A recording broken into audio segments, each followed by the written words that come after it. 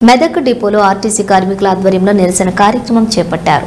ఈ సందర్భంగా Medak depot TMU నాయకుడు మొగలయ్య మాట్లాడుతూ ఆర్టీసీ కార్మికుల న్యాయమైన డిమాండ్లను ప్రభుత్వం వెంటనే పరిష్కరించాలని, ఆర్టీసీ సంస్థను ప్రభుత్వంలో విలీనం చేయాలని, పెండింగ్ వేతనాలు ప్రభుత్వం వెంటనే చెల్లించాలని డిమాండ్ చేశారు.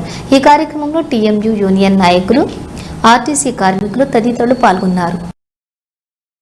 ప్రభుత్వం కూడా చర్చలకు రమ్మని పిలవడము శుభసూచకం అని చెప్పి సందర్భంగా నేను మీ అందరికి తెలియజేస్తా ఉన్నా.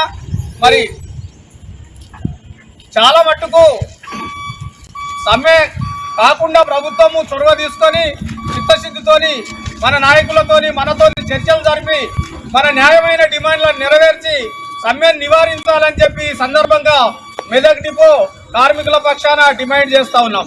సిద్ధం సిద్ధం సిద్ధం సిద్ధం సిద్ధం సిద్ధం ప్రభుత్వంలో ఆర్టీసీని వెంటనే ప్రభుత్వంలో ఆర్టీసీని వెంటనే ప్రభుత్వంలో ఆర్టీసీని వెంటనే కార్మికుల ఐక్యత కార్మికుల ఐక్యత సిద్ధం సిద్ధం సిద్ధం సిద్ధం సిద్ధం ఆర్టీసీని ప్రభుత్వంలో వెంటనే న్యాయమైన కోరికలు వెంటనే సిద్ధం సిద్ధం